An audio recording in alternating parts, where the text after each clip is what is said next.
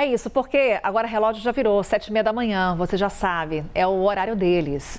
Todas as terças e quintas recebemos aqui o Alessandro Soares e o Hélio Beltrão para comentar as principais notícias do Brasil e do mundo, temas que estão dando o que falar. Hoje vamos, por exemplo, abordar o caso Master. Vamos falar sobre o plano do governo de combate ao crime organizado e a suspensão da lei da dosimetria. Vamos começar com o nosso comentarista Alessandro Soares, já em tela aqui com a gente. Tudo bom, Alessandro? Bom dia. Bom dia, Carol. Bom dia a todos. Alessandro, na última quinta-feira não tivemos aqui o nosso quadro por causa de um breaking news. Acompanhávamos aqui no Novo Dia mais uma fase da Operação Compliance Zero que mirou o senador Ciro Nogueira. As investigações apontam que o parlamentar usava o mandato para atender os interesses de Daniel Vorcaro, dono do Banco Master. E aí, em troca, recebia vantagens indevidas, como, por exemplo, mesadas, que chegavam até R$500 mil. Ciro Nogueira, Alessandro, presidente nacional do PP, primeiro político que passa a condição de investigado nesse caso. Daí a nossa pergunta: com a PF batendo na porta da política, CPI do Banco Master ganha força? Carol, veja, o Ciro Nogueira é um sujeito que tem um vínculo muito forte aí com aquilo que nós chamamos de centro ou centrão político no Congresso Nacional. E você imaginar a instauração de uma comissão parlamentar de inquérito passa, naturalmente, por essa correlação de forças dentro do Congresso Nacional. Então, talvez, muito provavelmente, o Congresso Nacional não tenha, boa parte do Congresso Nacional, não tenha interesse nessa comissão parlamentar de inquérito. Eu me lembro que lá no começo, quando a gente iniciou essa conversa sobre a questão do Banco Master, as operações da Polícia Federal, a questão da delação premiada, etc., muita gente ficou, olha, o Banco Master pega todo mundo, mas também havia um comentário, e eu ressaltei isso também, que pega principalmente o Centrão. Por quê? Porque esse comportamento do próprio Vorcaro, essa forma quase que inusitada em que o Vorcaro, enquanto banqueiro, se enquadrou naquele cenário de que o poder econômico manda no poder político, e aí você tem esse retrato do Ciro Nogueira recebendo dinheiro, veja, remuneração, convites para andar de jato, etc., apartamentos, favores, e recebendo um projeto de emenda constitucional, projetos de lei, e que você tem aí pelo menos um indicativo, e isso está sendo investigado, de que ele recebeu que haveria uma mensagem dizendo que o Vorcaro mandou, olha só, um comando direto do poder econômico, de alguém que manda, que está dentro do cenário econômico, mandou o político atuar de determinada forma, preenche todo um imaginário que a gente tem de sistema corrompido, de sistema que não representa o todo, que não representa o universal, a generalidade da população e o interesse público, mas que representa principalmente interesses particulares. Então, diante desse cenário, Carol, o que nós temos é uma dificuldade, eu diria, de instauração, ou pelo menos de vontade política, lembrando que aqui é uma função, isso não significa que não vai continuar a investigação do Banco Master, que a gente não vai descobrir mais coisas daqui para frente, mas que dentro do Congresso Nacional, nessa competência que é de instaurar comissões parlamentares de inquérito e realizar fiscalização do poder público, isso dificulta bastante. Por outro lado, você tem também, e é natural que assim o seja, você tem o governo federal, você tem uma parcela importante da esquerda que hoje milita bastante para dizer, bom, vocês não queriam uma CPI do Banco Master? Então tomem uma CPI do Banco Master. Nós precisamos dessa comissão parlamentar de inquérito, até porque a população tem todo o direito do mundo de saber a verdade. Então é um jogo político complicado, complexo, mas lembrando que nós estamos falando de uma competência do Congresso Nacional, e não significa isso que, se ela não se realizar, que não vai haver fiscalização por parte dos órgãos competentes como Ministério Público, Polícia Federal e Poder Judiciário. Carol. Alessandro, nosso segundo tema. Hoje o governo federal lança o plano de combate ao crime organizado. Numa publicação nas redes sociais, o presidente Lula já antecipou alguns pontos, disse que uma das frentes dessa iniciativa será enfraquecer o potencial financeiro do crime organizado e disse, inclusive, que discutiu o tema com o presidente dos Estados Unidos, Donald Trump. A CNN teve acesso ao programa que prevê a asfixia financeira das organizações criminosas, o aumento da segurança em presídio, o aumento da taxa de esclarecimento de homicídios e o combate ao tráfico de armas. Serão cerca de 11 bilhões de reais em investimentos. Na sua opinião, Alessandro, pelo que sabemos desse plano, é uma medida que vai ajudar de fato na segurança ou é uma medida eleitoreira?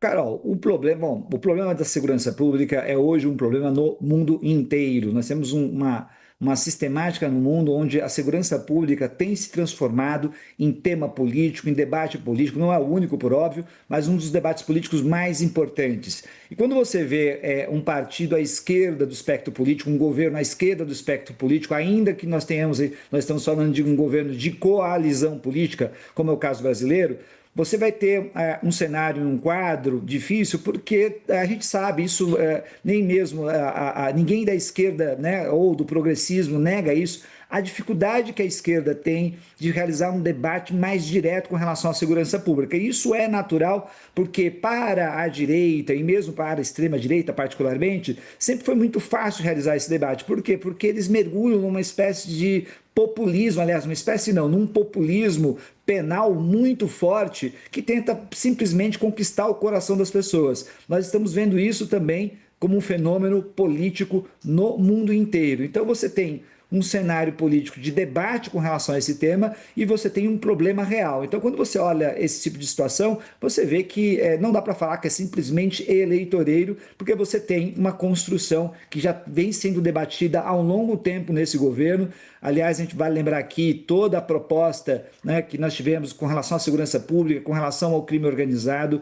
Isso tem sido debatido amplamente, principalmente a ideia de que nós precisamos de um pacote de medidas que peguem particularmente o andar de cima. Isso foi dito já por ministro da Economia, foi dito pelo ministro da Justiça, foi dito pelo presidente Lula. Você precisa pegar o andar de cima, ou seja, tem que parar de fazer uma política pública populista, que normalmente só pega o andar de baixo, ou seja, os mais pobres, a pessoa que está lá na ponta da criminalidade, e pegar o crime organizado no andar de cima, aqueles que fazem a lavagem de dinheiro, aquelas pessoas que não estão, veja, não estão nas comunidades, não estão nas periferias, mas estão nos grandes apartamentos e mansões, nas áreas mais ricas das cidades. Então eu acho que uma parte desse pacote hoje vai nessa direção, e veja só, era uma direção que o governo Lula, na atual visita até que fez a Donald Trump, ele leva essa discussão nesse nível, exatamente apresentando isso no exterior,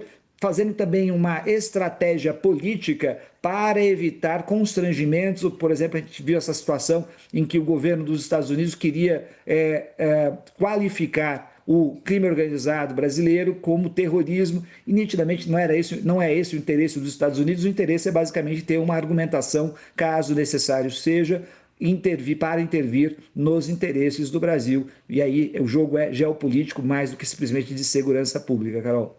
Alessandro, nosso terceiro e último tema com você. Lei da dosimetria. Foi suspensa pelo ministro Alexandre de Moraes a aplicação da lei aprovada pelo Congresso. Na decisão, o ministro diz que vai aguardar o julgamento do plenário da Corte sobre a constitucionalidade da lei, que já virou alvo de ações judiciais, como a gente tem acompanhado.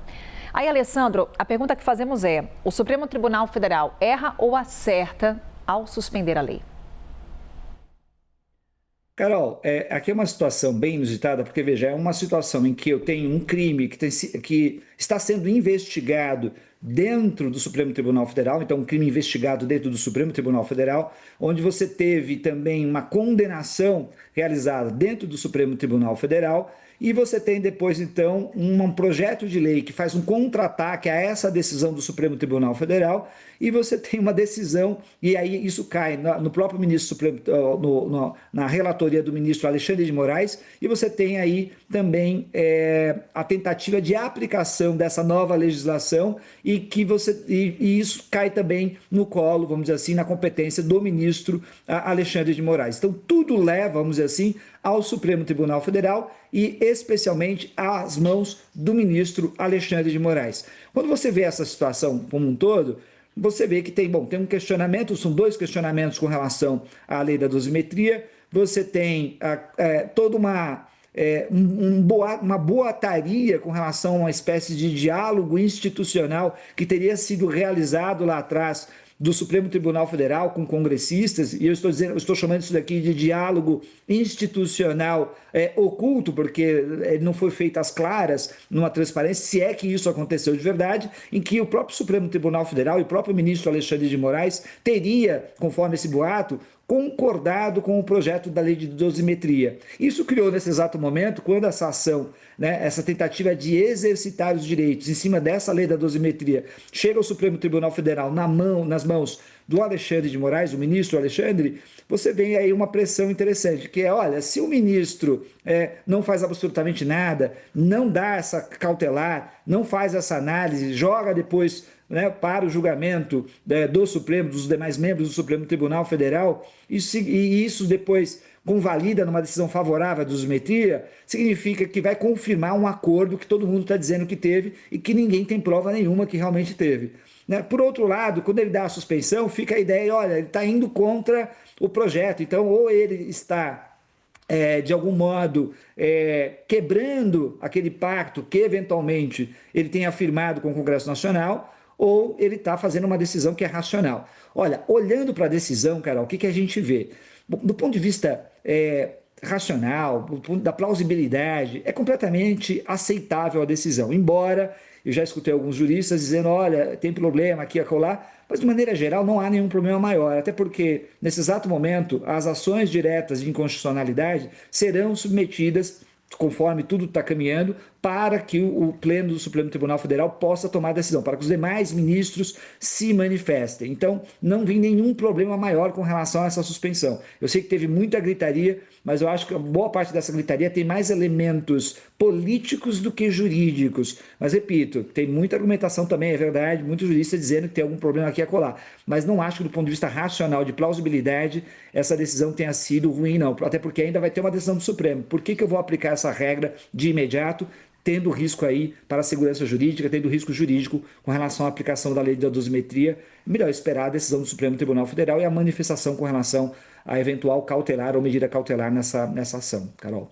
Essa foi a opinião do Alessandro Soares, aqui com a gente no nosso quadro Liberdade de Opinião. Alessandro, obrigada. Até quinta-feira. Até quinta, Carol. Tchau, tchau. Ótimo dia. Vamos seguir por aqui. Agora, quem chega para conversar com a gente é o nosso comentarista Hélio Beltrão. Tudo bom, Hélio? Bom dia. Bom dia, Carol. Bom dia, turma. Hélio, vamos começar com o caso Master. As investigações chegaram à política. Ciro Nogueira passa a condição de investigado pela Polícia Federal, suspeito de receber mesadas milionárias, vantagens indevidas, de Daniel Vorcaro, dono do Banco Master. O Ciro Nogueira foi alvo de mandados de busca e apreensão. E essa operação deu fôlego a discursos do governo e da oposição para a instalação da CPI do Master. Mas é o que podemos esperar, na prática, Hélio, a investigação dá força à criação dessa comissão? Carol, esse caso Master é um grande pepino, né? As investigações, a gente sabe, correm um risco de serem capturadas pelos investigados poderosos para que eles sejam blindados. Veja, por exemplo, o Ciro Nogueira é presidente do PP e muitos deputados e senadores do PP já assinaram pedido de instalação de CPI, CPMI do Master. Eles querem investigar o Ciro? Eu duvido. Eles querem blindar o Ciro. Nós vimos logo nos dias seguintes à prisão do Vorcaro, lá atrás, no ano passado, uma enxurrada de informações sendo publicadas. Os podres do Toffoli, vazaram o contrato do escritório da família do Moraes com o Vorcaro, vazaram os encontros do Lula com o Vorcaro, as ligações com o Ciro Nogueira, com o Antônio Rueda, que é outro presidente do partido, mas aí começou o processo de delação premiada e a Polícia Federal e a PGR passaram a controlar o processo de perto. Eu já falei aqui sobre o risco dessa delação ser filtrada para preservar alguns e pegar apenas um ou outro do penúltimo andar. Por enquanto, o Ciro Nogueira e o Ibanez é que tendem a assumir a bronca. Mas a gente sabe que os tentáculos do Vorcaro são muitos. Para assumir com 50 bilhões de reais, ele precisou da ajuda de muita gente, de todos os poderes. Ele comprou muito apoio político disfarçado de consultoria. Ele corrompeu muita gente. Então, o ideal nesse caso, na minha opinião, Carol, seria a descentralização das investigações. Várias investigações paralelas. Pelo Banco Central, pela CVM, pelo TCU, pela própria Polícia Federal, pelas polícias civis dos estados que tiveram os fundos de previdência investindo no Master, pela imprensa que sempre faz o seu trabalho, todos esses investigando e denunciando os culpados. Aí a blindagem ia ficar mais difícil. Então, mesmo que uma CPI seja facilmente capturável pelos próprios congressistas suspeitos, a CPI poderia, pelo menos, cumprir o papel de investigar a sujeira de outras autoridades que elas podem estar se blindando e vice-versa. Então, é uma ingenuidade muito grande a gente acreditar que uma investigação centralizada na Polícia Federal do Lula vá ser isenta, que vá tratar todos os envolvidos da mesma maneira. É ingenuidade achar que a PGR vá tratar as suspeitas sobre os ministros do Supremo com o puro rigor da lei e tal. Esse caso é gravíssimo, vai exigir a atenção da sociedade até o fim da investigação e das denúncias. A gente sabe que hoje vai ter uma coletiva de imprensa para falar sobre isso da oposição, para ver o que se pode fazer. Trazemos agora nosso segundo tema, também com destaque para o que vai acontecer hoje em Brasília. Mas antes trago aqui um dado, Hélio. Nós trouxemos pesquisa Datafolha, encomendada pelo Fórum Brasileiro de Segurança Pública, que revela que 41% dos brasileiros dizem ver a atuação do crime organizado no bairro onde vivem. Diante desse cenário, hoje, então, temos o governo brasileiro lançando justamente um plano de combate ao crime organizado, que prevê cerca de 11 bilhões de reais em investimentos. Com eleições à vista, Hélio, perguntamos, esse programa, pelo que sabemos dele, consegue ajudar na segurança ou é uma medida eleitoreira? É puramente eleitoreira, Carol. O Lula está em modo desespero desde que a queda de popularidade dele ficou evidente nas pesquisas dos últimos meses. Então, ele preparou uma série de decretos, portarias, que não dependem do Congresso Nacional. É puro marketing. Desses 11 bilhões de reais, 10 bilhões de reais são linhas de crédito do BNDES para os estados, via um tal fundo do governo para investimento em infraestrutura social, que inclusive eles convenientemente adaptaram para poder investir em segurança. O investimento mesmo é de 1 bilhão de reais. E veja, os tais 4 eixos mencionados aí do pacote do Lula são temas que qualquer governo sério teria priorizado desde o início e não ter deixado para anunciar em ano eleitoral. Quais foram esses eixos aí que eles mencionaram? A tal asfixia financeira do crime organizado, que é uma tática antiga, muito conhecida, e se não foi aplicada até hoje pelas autoridades federais, foi por pura incompetência. Os estados fazem isso regularmente. O governo anuncia isso como se fosse uma novidade que vai mudar tudo. É uma balela isso. O outro eixo é investimento em presídios de segurança máxima.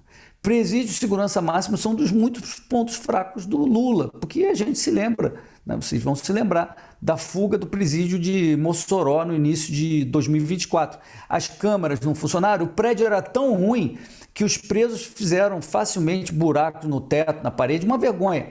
Uma segurança máxima tabajara. Mossoró, por sinal, é um dos 5 presídios federais de segurança máxima, que é uma política criada com muito alarde no primeiro governo Lula, mas que teve resultados pífios.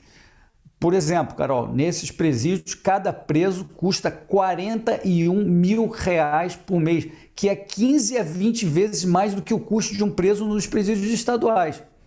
Aí tem o terceiro tema, o esclarecimento de homicídios. Isso é responsabilidade única dos estados. E se os estados resolverem tomar esses empréstimos que o governo está oferecendo, eles podem até conseguir mais resultado, mas certamente vai ser muito mais mérito dos próprios estados do que do Lula. Ou seja, mais uma balela marqueteira. O último eixo é o combate ao tráfico de armas, que é outra atividade em que a Polícia Federal deveria estar empenhada faz tempo, é a atribuição dela, inclusive, né? Então, Carol, esse plano do Lula me parece, além de uma jogada eleitoreira, uma grande confissão de incompetência, né? De que o governo teve dormindo esses anos todos de governo. Certamente o eleitor não vai cair nessa conversinha, não. E por fim, Hélio, vamos falar sobre uma outra movimentação em Brasília. Essa envolve Judiciário e Congresso. Enquanto a aplicação da lei da dosimetria está suspensa, o líder do PL tenta avançar com o projeto de lei da anistia. Foi uma reação política à decisão do ministro Alexandre de Moraes, que aguarda julgamento no plenário do Supremo sobre as ações que questionam as novas regras. Hélio, é o que a gente traz aqui, é se o Supremo Tribunal Federal erra ou acerta ao suspender a lei. Carol, erra feio. O PL da dosimetria virou lei, foi aprovado pelo Congresso, aí foi vetado pelo Lula, o Congresso derrubou o veto e a lei foi promulgada e o texto legal é de vigência imediata, está valendo. Então, o ordenamento legal brasileiro diz: essa lei passou e está valendo. Só que na hora em que as defesas dos condenados do 8 de janeiro começaram a pedir a revisão de penas, já com base nessa lei, a Associação Brasileira de Imprensa, a ABI, e o PSOL, sempre o PSOL, entraram com uma ação direta de inconstitucionalidade, questionando justamente a constitucionalidade da lei, tanto na forma como o veto foi derrubado, quanto no conteúdo. Mas em seguida o relator do Supremo Tribunal Federal lá, o ministro Alexandre de Moraes, fez uma pedalada para prejudicar os condenados. Como é que foi isso? Ele não atendeu às demandas das defesas para já reduzir a pena conforme a nova lei e, por outro lado, ele atendeu a ADI. Mas ele atendeu de um jeito especial. Ele pediu explicações ao Senado e ao Planato.